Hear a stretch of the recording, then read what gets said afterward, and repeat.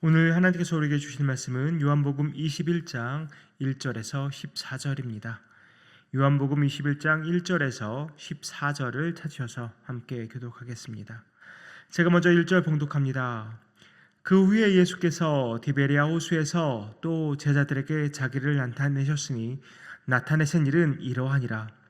시몬 베드로와 디두모라 하는 도마와 갈릴리 가나 사람 나다나엘과 세베대의 아들들과 또 다른 제자 둘이 함께 있더니 시몬 베드로가 나는 물고기 잡으러 가노라 하니 그들이 우리도 함께 가겠다 하고 나가서 배에 올랐으나 그날 밤에 아무것도 잡지 못하였더니 날이 새어 갈 때에 예수께서 바닷가에 서셨으나 제자들이 예수인 줄을 알지 못하는지라. 예수께서 이르시되 얘들아 너에게 고기가 있느냐 대답하되 없나이다. 이르시되 그물을 배 오른편에 던지라 그리하면 잡으리라 하시니 이에 던졌더니 물고기가 많아 그물을 들 수 없더라. 예수께서 사랑하시는 그 제자가 베드로에게 이르되 주님이시라 하니 시몬 베드로가 벗고 있다가 주님이라 하는 말을 듣고 겉옷을 두른 후에 바다로 뛰어내리더라.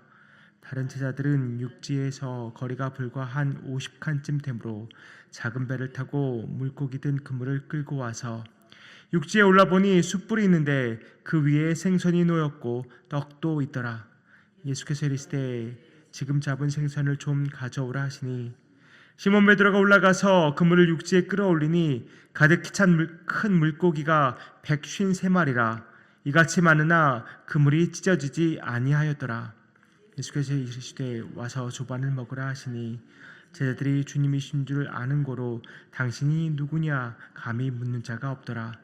예수께서 가셔서 떡을 가져다가 그들에게 주시고 생선도 그와 같이 하시니라. 이것은 예수께서 죽은 자 가운데서 살아나신 후에 세 번째로 제자들에게 나타나신 것이라. 아멘. 우리가 삶을 살다 보면 의기소침하게 되는 때도 있고 또 영적으로 또 다운을 경험하는 때도 있습니다. 심지어 정말 극심한 낙심과 절망감이 들 때도 있습니다. 또 때로는 정신적으로 아주 급격한 하향 곡선을 그리지는 않더라도 그냥 하루하루가 의미 없게 지나가기도 합니다. 특별한 목적도 없고 열심도 없고 그저 그냥 매너리즘에 빠져서 지낼 때가 있습니다. 특히 자신의 일상에 몰두하다 보면 새로운 일도 이제는 더 이상 싫습니다. 또 무언가 책임감을 얻게 되는 것도 너무나도 부담스럽습니다. 그냥 이대로 평범하게 살아가는 것이 좋다 하는 생각이 듭니다. 근데 그러다가 어느 날 갑자기 옛날에 어떤 때가 떠올라서 내가 지금 제대로 살고 있나? 내 자신에게 질문을 던지게 됩니다. 그때라는 것은 사람마다 다 다를 텐데요. 어떤 사람은 정말 내가 첫 월급을 받았을 때 그 감격에 그때가 될 수도 있고 어떨 때는 첫 자녀를 낳고 그 품에 안고서 느꼈던 그 감동, 그 감격이 그때일 수도 있을 것 같습니다. 또 어떤 분에게는 예수님을 정말 인격적으로 만나서 펑펑 울기도 하고 너무나 좋았던 바로 그때가 기억날 수도 있습니다. 처음 신앙생활을 하고서 정말 물불을 가리지 않고 예수님을 믿고 정말 뜨겁게 섬겼던 그때가 또 나에겐 정말 중요한 모멘텀이 될 수도 있습니다. 또는 교회에서 직분을 받던 그날, 바로 그날 부담으로 다가오지만 정말 주님이 주신 그 직분 때문에 정말 감격스러웠던 그날일 수도 있습니다. 그때가 언제건 간에 사람마다 다 그때는 다를 테지만 그때가 우리에게 생각이 나고 다시금 생각이 날 때 내가 이렇게 살면 안 되지, 내가 지금 이렇게 살면 안 되지라고 우리 마음을 다잡게 됩니다. 오늘 본문에서도 보면 이와 비슷한 경험을 하게 되는 7명의 예수님의 제자들을 보게 됩니다. 14절을 보니까 예수님께서 부활하셔서 세 번째로 제자들에게 나타나신 장면이 바로 오늘 본문이라고 말하고 있습니다. 예수님은 디베레아 호수에서 물고기를 잡고 있는 제자들을 찾으십니다. 이 디베레아우스, 우리가 잘 알고 있는 것처럼 갈릴리 바다의 또 다른 이름입니다. 2절을 보니까 총 7명의 제자들이 모여 있는 것을 우리가 알 수 있는데요. 3절에서 베드로가 이제 나는 물고기를 잡으러 가겠다라고 말하니까 나머지 제자들도 그를 따라서 물고기를 잡으려고 배에 오릅니다. 우리가 잘 아는 것처럼 베드로를 비롯한 여러 예수님의 제자들은 어부들이었습니다. 그들이 다시 물고기를 잡는다라고 말했을 때 이것은 아마도 3년 전에 자신들의 일상으로 다시 돌아가는 것이라고 생각할 수 있습니다. 예수님과의 3년간의 그 제자 훈련, 그동안 그들은 무엇을 느끼고 무엇을 배웠을까요? 무엇을 경험했을까요? 성경의 모든 것이 기록되어 있지는 않지만 성경에 기록된 것만 보아도 정말 그 제자들은 많은 것들을 예수님으로부터 보고 배우고 느꼈을 것입니다. 선생님으로서, 멘토로서, 무엇보다 주님으로서 그런 예수님과의 3년의 생활은 정말 그들의 삶에 엄청난 영향력을 끼쳤을 것입니다. 그들은 예수님의 고난과 또 예수님의 십자가의 죽으심도 보았습니다. 물론 그 죽음이 그들에게는 굉장히 큰 실망과 또 공포, 충격이 되었겠지만 또 그들은 예수님의 부활도 보았습니다. 그런데 지금 베드로를 비롯한 여러 제자들은 무엇을 하고 있나요? 물고기를 잡고 있습니다. 다시 예전의 일상으로 돌아와 있습니다. 예수님과의 그 제자 훈련을 뒤로 하고서 그 놀라운 경험들을 뒤로 하고서 그리스도의 죽음과 부활을 뒤로 하고서 그들은 다시 일상으로 돌아와 있습니다.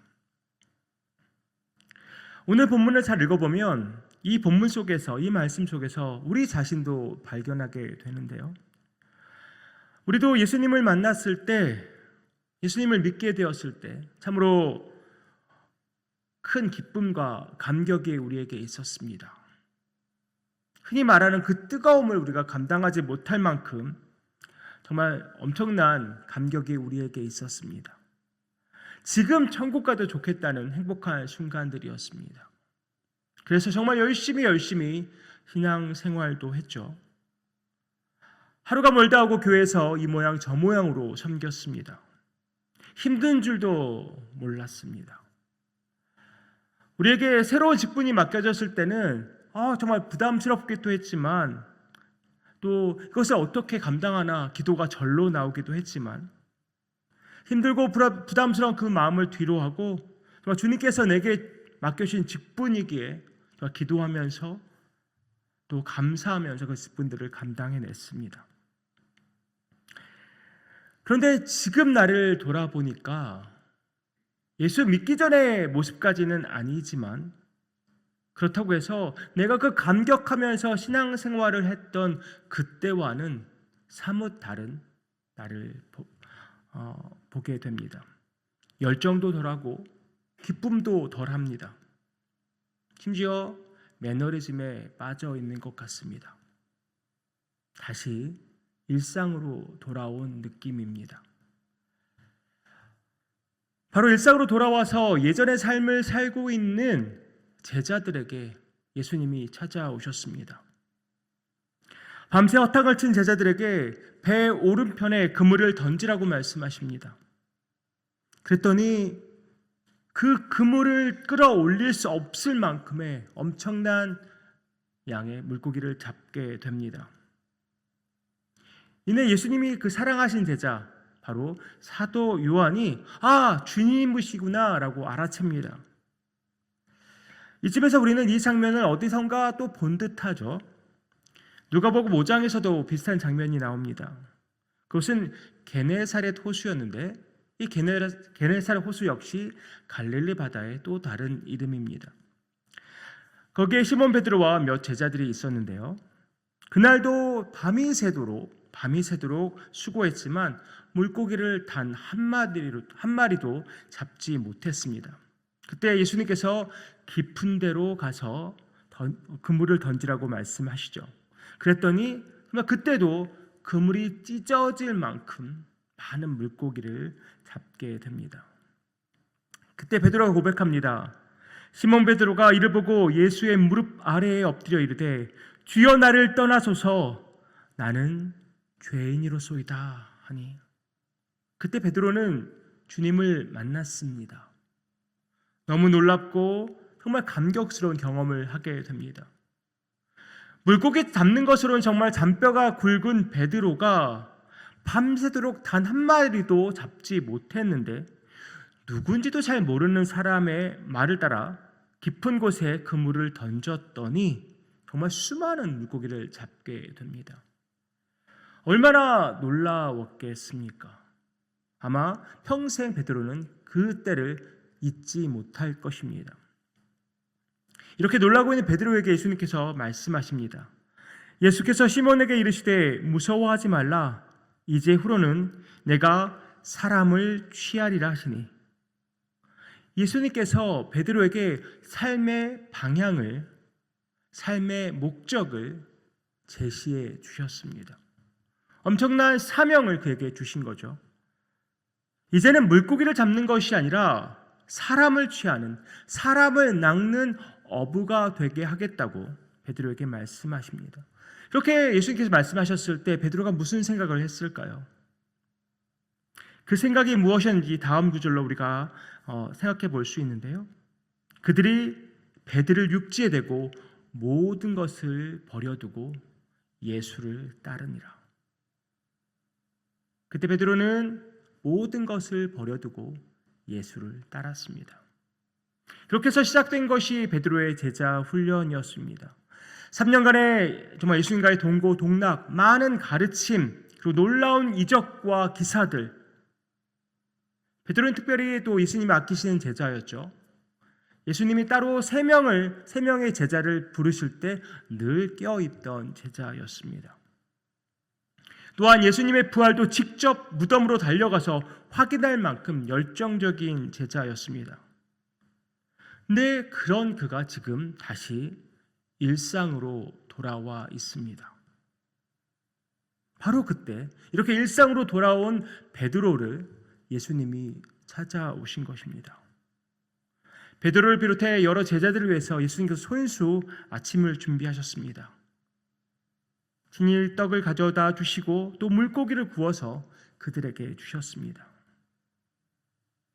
3년 전 그물이 찢어질 만큼 많은 물고기를 잡았을 때의 그 감격이 다시 몰려오는 것 같습니다. 다시금 예수님의 말씀에 순종했더니 153마리나 되는 많은 물고기를 잡게 됩니다. 무엇보다 다시 일상으로 돌아와 있는 나를 나무라는 것이 아니라 친히 아침을 준비해서 섬겨주시는 예수님을 보았을 때 베드로는 어떤 마음이었을까요? 제가 베드로였다면 예수님 앞에서 펑펑 울지 않았을까 싶습니다.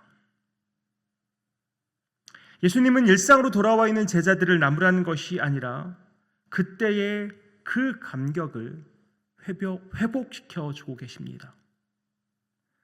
예전에 모든 것을 버리고 예수님을 따랐던 그때의 그 감격을 다시금 회복시켜 주고 계십니다.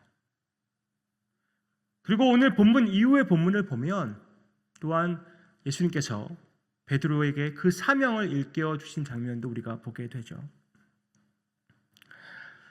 성도님들, 저와 여러분도 이러한 회복과 재헌신의 시간이 필요하지 않으십니까? 우리도 예수님과 인격적으로 만났던 그때로 돌아가 보길 원합니다. 열렬히 주님과 교회를 사랑했던 그때의 감격을 되찾는 저와 여러분 되기를 소망합니다. 우리가 예수님과의 첫사랑을 온전히 회복하지 못하면, 그때 그 감격으로 돌아가지 못하면 그저 일상에 매몰되어 있는 우리 자신을 우리는 일으켜 세울 힘이 없습니다. 매너리즘에 빠져 있는 나 자신을 새롭게 할 능력이 우리에게 없습니다. 여러분의 삶의 활력소가 되었던 그때 그 감격을 다시 한번 묵상해 보시기를 바랍니다. 그 중심에는 그리스도의 십자가가 있습니다. 죽어 마땅한 나를 위해 예수 그리스도께서 지신 십자가가 그 중심에 있습니다. 쓰러진 나를 일으켜 세운 주님의 십자가의 능력과 은혜가 그 감격 한가운데에 있습니다. 그때 그 감격으로 다시 주님을 향한 열정을 가지고 살아가는 저와 여러분 되기를 소망합니다. 혹여 지금 신앙생활에 만족하고 계십니까? 만족은 아니더라도 변화를 더 이상 원치 않으십니까? 그동안 할 만큼은 다 했다는 생각이 드십니까? 우리 모두 용두사미의 인생을 살면 안 되지 않겠습니까? 한때의 인생, 그것에 만족하면서 우리의 인생을 마무리하는 것은 아니지 않습니까? 옛날이요 하면서 한숨만 내쉬는 삶을 우리가 살아야 하겠습니까? 오늘 이 시간 우리가 함께 기도하면서 우리 신앙의 전환점이 되었던 그때의 감격 다시금 되새겨 보기를 원합니다. 여러분에게 위로가 되었던 또 힘이 되었던 그 말씀, 여러분에게 소명과 사명감을 불러주었던 그 말씀을 다시금 묵상해 보시기를 바랍니다. 바로 그때 주님께서 여러분에게 주셨던 그 회복을 오늘 다시 체험하기를 원합니다. 일상으로 돌아와 있는 우리를 책망한 것이 아니라 다시 회복시키시고 또 주님께서 주신 사명으로 우리를 일깨워 주시기를 소망합니다. 나를 따르라 라는 그 예수님의 그 말씀이 단지 베드로에게만 하신 말씀이 아니라 바로 우리에게 하신 말씀입니다. 예수님께서 지금도 우리에게 나를 따르라고 말씀하고 계십니다. 오늘 성령께서 저와 여러분의 마음을 만져주시기를 소망합니다. 또 회복을 경험하는 시간 되기를 소망합니다. 그래서 그때 그 감격으로 돌아가서 또 그때 그 감격으로 다시 일어나서 또 그때 그 감격으로 주님의 길을 담대히 걸어 나가는 저와 여러분 되기를 주님의 이름으로 축복합니다. 기도하겠습니다. 아버지 하나님,